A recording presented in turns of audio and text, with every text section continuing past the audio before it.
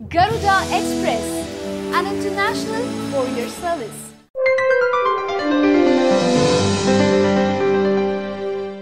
హైదరాబాద్లోని Jubilee Hills road number 36లో metro పిల్లర్ను బెంజ్ కార్ ఢీకొట్టిన ఘటనలో మృతి చెందిన నిషిత్ నారాయణ, రాజా రవిచంద్రుల కుటుంబ సభ్యులను పరామర్శించారు కేంద్ర మాజీ మంత్రి, ప్రముఖ సినీ నటుడు చిరంజీవి.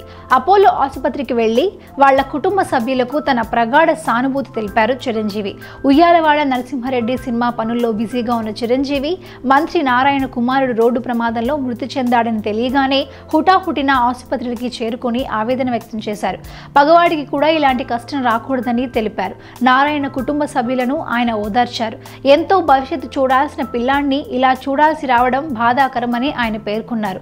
చిరంజీవి చూడగానే మృతుల కుటుంబ సభ్యులు దుఃఖం ఆపుకోలేకపోయారు. వెక్కి వెక్కి ఏడ్చేశారు. అటు చిరంజీవి కూడా కన్నీళ్ల పర్యాంతమయ్యారు.